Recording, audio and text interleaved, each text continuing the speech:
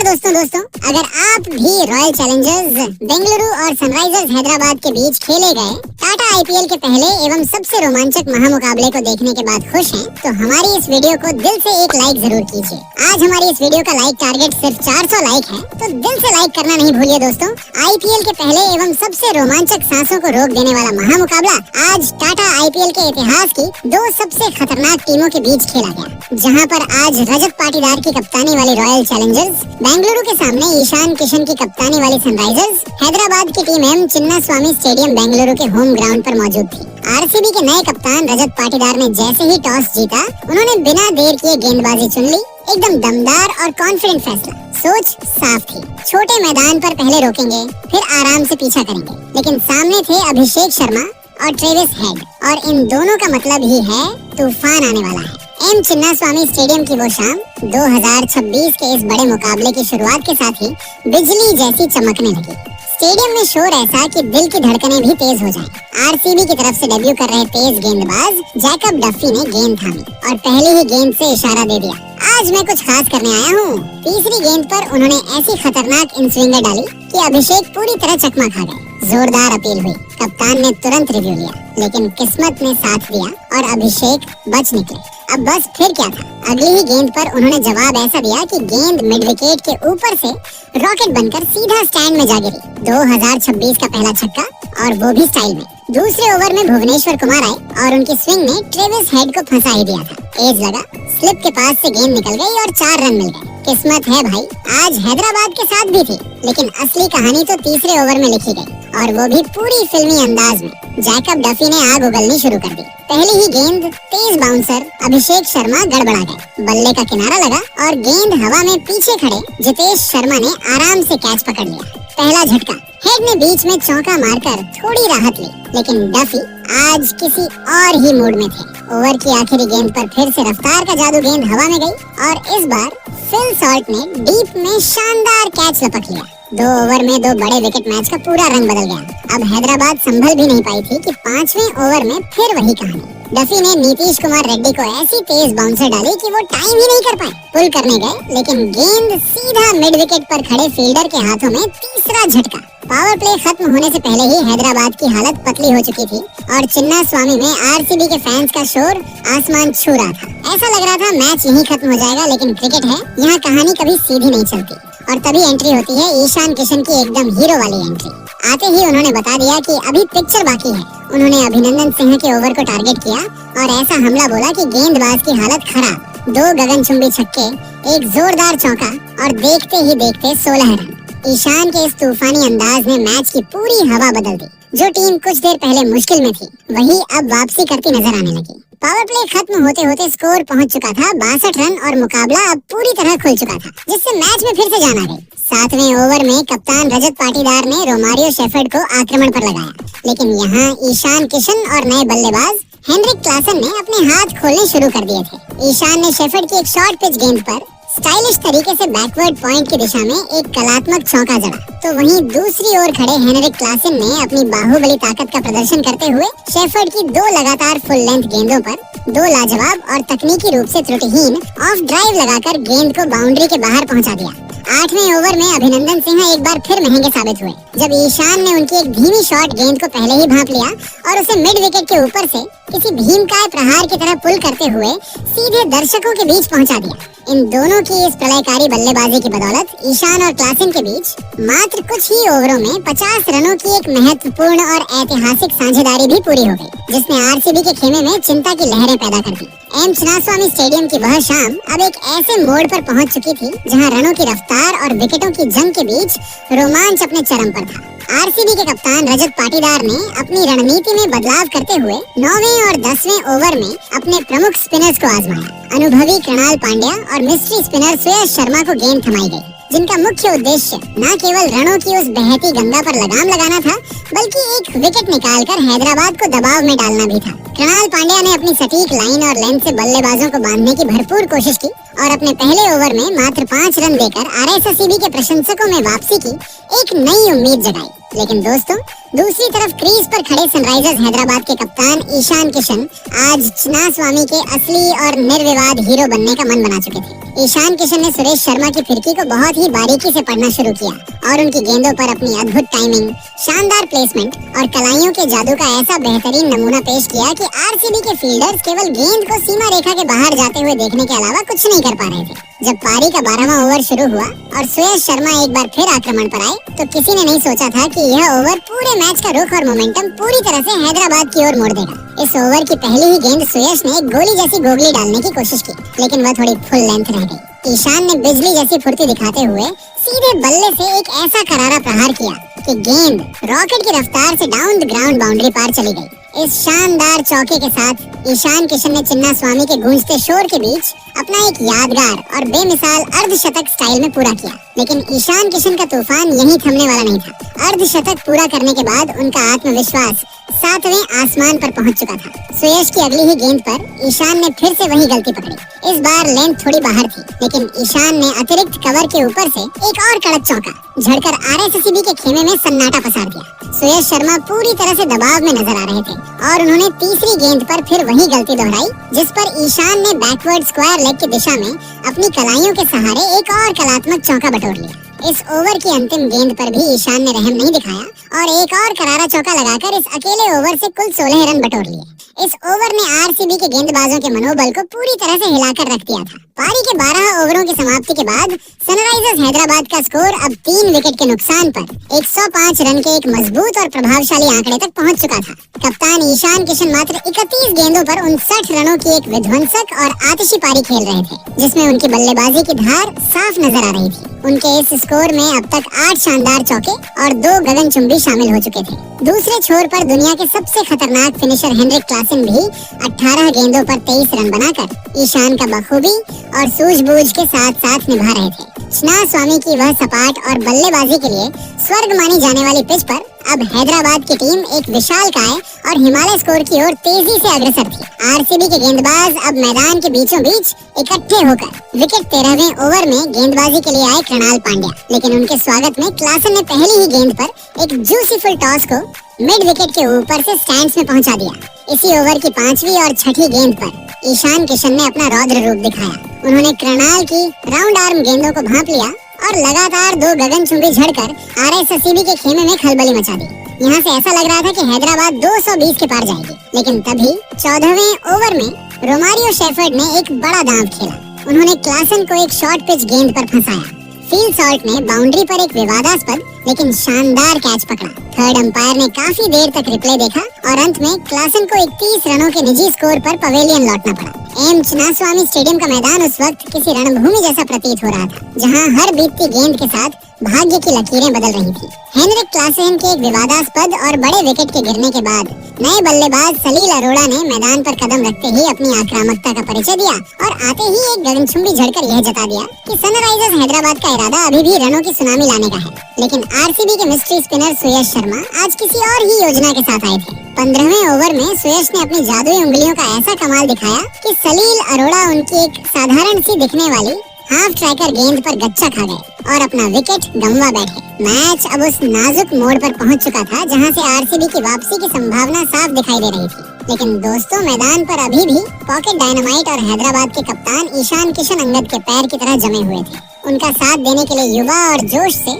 लबरेज अनिकेत वर्मा क्रीज पर आए। अनिकेत ने आते ही चिन्नास्वामी के दर्शकों को दिखा दिया कि उनमें कितना बड़ा दम है। उन्होंने अभिनंदन सिंह की एक तेज शॉर्ट पिच गेंद को भांपते हुए एक ऐसा कड़क शॉट आर्म जैब लगाया कि गेंद गोली की रफ्तार से फ्लैट के लिए बाउंड्री के पार जा गिरी। इसी प्रलयकारी ओवर में ईशान किशन ने भी अपना रौद्र रूप दिखाया और एक और विशालकाय झड़कर आरसीबी के गेंदबाजों के पसीने छुड़ा दिए। लेकिन अगली ही गेंद पर कुछ ऐसा हुआ जिसने पूरे चिन्नास्वामी स्टेडियम को स्तब्ध कर दिया। ईशान ने एक बार फिर बड़ा शॉट खेला। गेंद हवा में थी और बाउंड्री की तरफ जा रही थी। तभी फील्ड सॉल्ट ने पॉइंट बाउंड्री पर चीते जैसी फुर्ती दिखाते हुए दौड़ लगाई और हवा में उछलकर एक हाथ से ऐसा अविश्वसनीय और हैरत अंगेज क्रीमर कैच पकड़ा कि किसी को अपनी आंखों पर यकीन नहीं हुआ। ईशान किशन मात्र 38 गेंदों पर 80 रनों की एक विध्वंसक और तूफानी पारी खेलकर आउट हुए, जिसमें 8 जादुई चौके और 5 गगनचुंबी शामिल थे। ईशान के इस बड़े विकेट के बाद हैदराबाद की पूरी पारी का बोझ अब युवा अनिकेत वर्मा के कंधों पर आ गया था।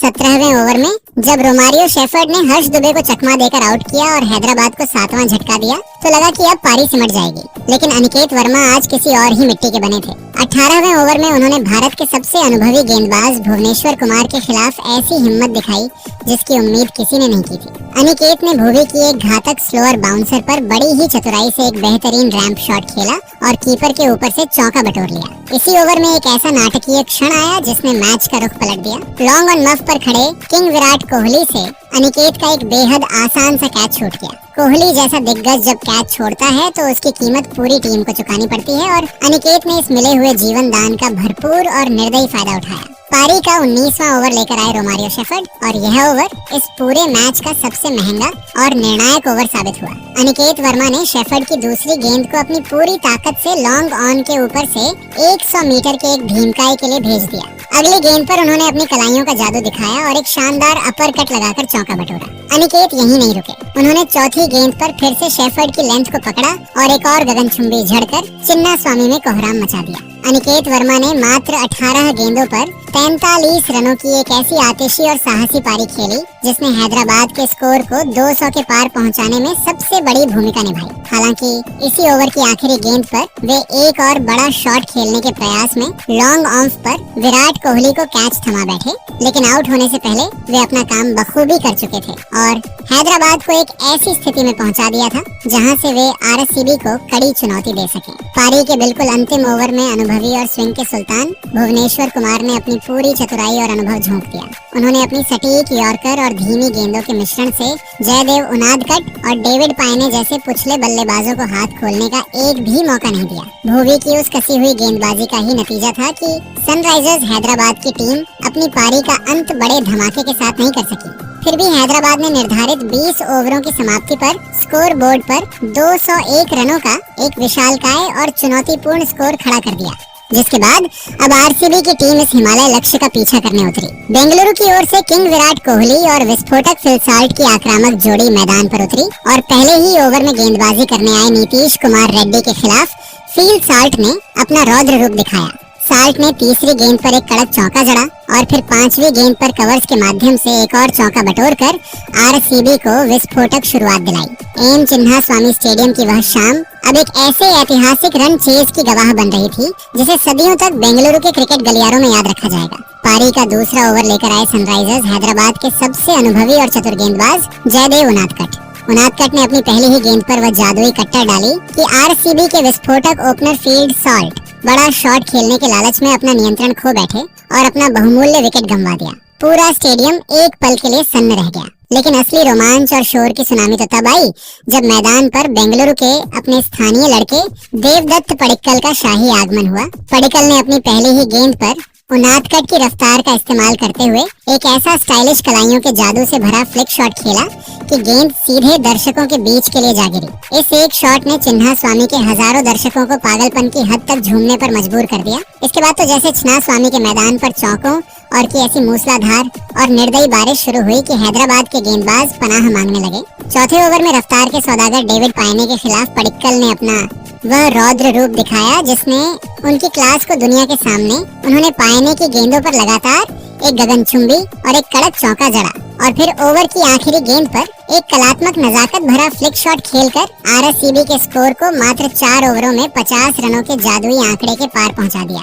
लेकिन दोस्तों, इस महफिल में किंग विराट कोहली कैसे पीछे रह सकते थे। कोहली आज अपनी उस पुरानी और मारक लय में नजर आ रहे थे जिसने उन्हें विश्व क्रिकेट का सम्राट बनाया है। उन्होंने 5वें ओवर में जयदेव उनादकट की गेंदों पर अपनी फौलादी कलाइयों का वो अकल्पनीय जादू बिखेरा कि एक ही ओवर में एक प्रचंड और एक कड़क चौका झड़कर अपनी टीम के लिए 50 रनों की अविश्वसनीय साझेदारी पूरी कर ली।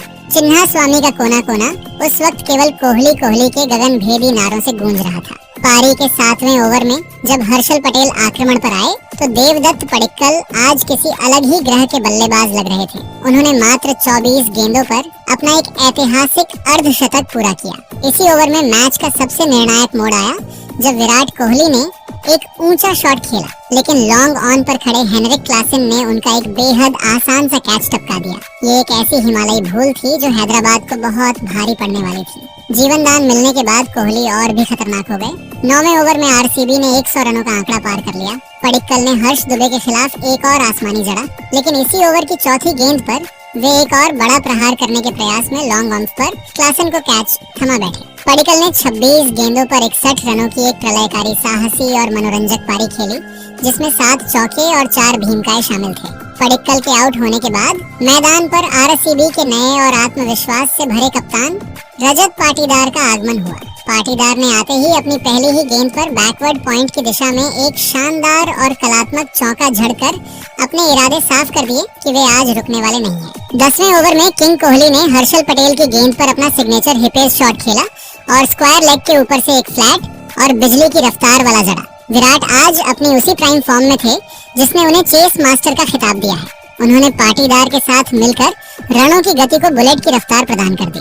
11वें ओवर में हर्ष दुबे के खिलाफ रजत पाटीदार ने अपने घुटने टेके और मिड विकेट के ऊपर से एक ऐसा गगनचुंबी और एक 100 मीटर लंबा जड़ा, जिसने ये साफ कर दिया कि आरसीबी आज हैदराबाद के 2001 रनों के लक्ष्य को बौना साबित करने के लिए पूरी तरह तैयार है। इसी ओवर की आखिरी गेंद पर विराट कोहली ने अपने डांसिंग शूज पहने क्रीज से बाहर निकले और लॉन्ग ऑन के ऊपर से एक दर्शनीय और भव्य जड़ा। पारी का 12वां ओवर लेकर आए ईशान मलिंगा और यह ओवर इस पूरे मैच का सबसे महंगा विध्वंसक और प्रलयकारी ओवर साबित हुआ।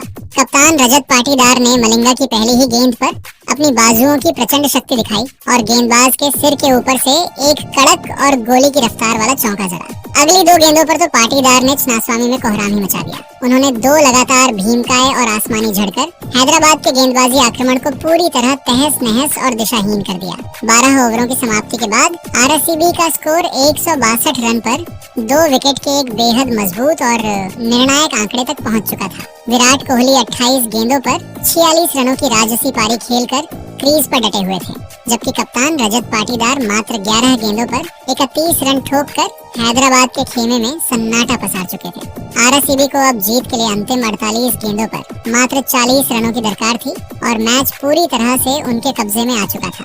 चिन्नास्वामी की उस सुनहरी शाम विराट कोहली की क्लास और पडिक्कल पाटीदार की विध्वंसक बल्लेबाजी ने पारी का 13वां ओवर लेकर आए अनुभवी डेविड वैन ने, और इस ओवर ने सनराइजर्स के खेमे में थोड़ी उम्मीदें जगाई। पायाने ने अपनी चतुराई भरी स्लोअर वैन का इस्तेमाल किया और ओवर की दूसरी ही गेंद पर कप्तान रजत पाटीदार 31 रन को अपने जाल में फंसा लिया। पाटीदार ने बड़ा शॉट खेलने की कोशिश की, लेकिन गेंद बल्ले के निचले हिस्से पर लगकर हवा में टंग गई और हर्ष दुबे ने एक आसान सा कैच लपक लिया। अभी आरसीबी इस झटके से उभर भी नहीं पाई थी कि अगली ही गेंद पर पायने ने नए बल्लेबाज जितेश शर्मा को एक तीखी बाउंसर पर चकमा दिया और जयदेव उनादकट ने डीप बैकवर्ड स्क्वायर पर कोई गलती नहीं की। आरसीबी ने लगातार 2 गेंदों पर 2 विकेट गंवा दिए थे, लेकिन विराट कोहली अभी भी दूसरे छोर पर अंगद के पैर की तरह जमे हुए थे।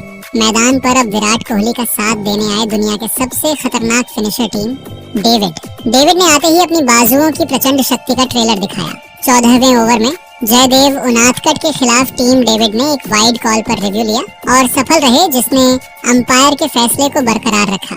इसी ओवर की दूसरी गेंद पर विराट कोहली ने एक सिंगल लिया और चिन्नास्वामी के गूंजते शोर के बीच आईपीएल 2026 का अपना पहला अर्धशतक पूरा किया। कोहली ने बल्ला उठाकर दर्शकों का अभिवादन स्वीकार किया, लेकिन उनके चेहरे पर अभी भी काम पूरा करने की गंभीरता साफ झलक रही थी। टीम डेविड ने इसी ओवर की तीसरी और चौथी गेंद पर अपना रौद्र रूप दिखाया। उन्होंने पायने की गेंदों पर एक टेनिस स्टाइल स्मैश और एक गगनचुंबी झड़कर यह साफ कर दिया कि वे आज मैच खत्म करके ही लौटेंगे। जब 15वां ओवर शुरू हुआ तो आरसीबी को जीत के लिए मात्र कुछ ही रनों की दरकार थी। गेंदबाजी के लिए आए हर्षल पटेल, लेकिन आज किंग कोहली किसी और ही मिट्टी के बने थे। उन्होंने पहली ही गेंद पर हर्षल की स्लोअर वन को भांप लिया और उसे लॉन्ग ऑन के ऊपर से एक भीमकाई के लिए भेज दिया। अगली गेंद पर कोहली ने अपनी कलाइयों का जादू दिखाया और विकेट कीपर के ऊपर से एक रैंप शॉट खेलकर चौका बटोरा। चिन्नास्वामी का माहौल अब पूरी तरह से उत्सव में तब्दील हो चुका था। तीसरी गेंद पर विराट कोहली ने अपने डांसिंग शूज पहने क्रीज से बाहर निकले और एक्स्ट्रा कवर के ऊपर से एक बुलेट जैसा चौका झड़कर स्कोर बराबर कर दिया। और अंततः 15वें ओवर की चौथी गेंद पर विराट कोहली ने एक और शानदार चौका झड़कर आरसीबी को इस हाई स्कोरिंग मुकाबले में 6 विकेट से एक ऐतिहासिक जीत दिला दी। विराट कोहली मात्र 38 गेंदों पर 69 रनों की नाबाद और राजसी पारी खेलकर पवेलियन लौटे, जिसमें 5 जादुई चौके और 5 गगनचुंबी शामिल थे। आरसीबी ने 202 रनों का लक्ष्य मात्र 15.4 ओवरों में हासिल कर लिया, जो अपने आप में एक नया कीर्तिमान है। तो दोस्तों, आपको क्या लगता है इस साल आईपीएल 2026 की ट्रॉफी कौन सी टीम जीतेगी? अपनी राय नीचे कमेंट बॉक्स में जरूर दीजिएगा और ऐसी ही नई नई वीडियो के लिए हमारे चैनल को सब्सक्राइब जरूर कीजिएगा। धन्यवाद।